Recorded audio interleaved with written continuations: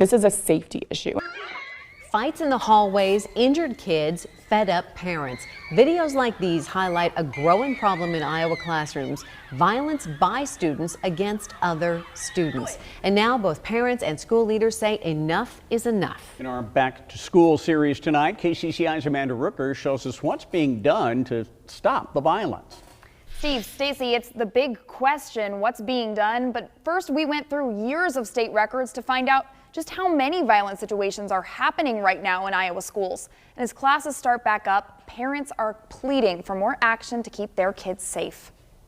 Des Moines mom Lindsay LaGrange was at work last January when she received a strange text message, a video of her then 12-year-old son, Jeremiah. I look at it, it's a Snapchat video. And I'm like, well, this is very odd. So I watched it, and sure enough, it was my son getting quite literally pummeled from another student. And I didn't know why. Her son's brutal attack on school grounds caught on camera. For the remainder of that year, due to the incident, my son had to quite literally have a school monitor assist him to go, to and fro class, in addition to having him get out of school early, just so that we knew he was safe or felt safe.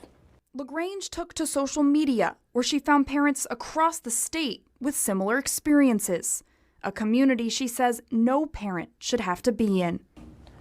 It's disgusting. You go on Instagram, you can type in the word fighting, and you're going to find thousands, hundreds of thousands of different pages of kids literally fighting. So how much school violence is there in Iowa?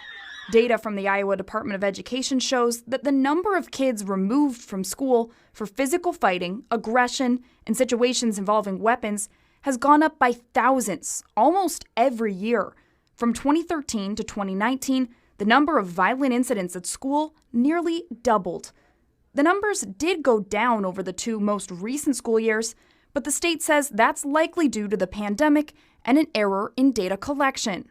When it comes to tackling the school violence trend, school districts across the state are taking their own approaches. Des Moines Public Schools implemented a fight policy last December that's been updated after a series of community roundtables. It includes more time away from school for repeat offenders, along with more consequences for kids that won't go to class or use technology to support violence in schools, like filming school fights.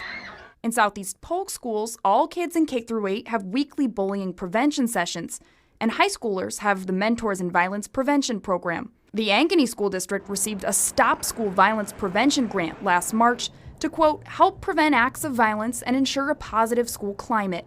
But for LaGrange, whose kids are headed back to school, it's unnerving as a parent to know that it could still happen. She wants more action from parents. It's a sentiment shared by Des Moines dad, Lance Williams, who's taking matters into his own hands. We're just a group of dads trying to just really influence kids in the right direction. When his kids told him they don't feel safe at school, Williams started his own nonprofit, Dads on a Mission. The mission is to restore community relationships with the youth and the older generation. I feel like the kids rebel because they feel like they're not understood. Their voice isn't heard. So our mission is to let them know that you're valuable. The group works to support kids outside school grounds, hoping to stop school fights before they happen. And my job isn't just to raise my kids no more. I have to raise everybody's kid that comes in contact with my kid as well. And not just me, but all of us.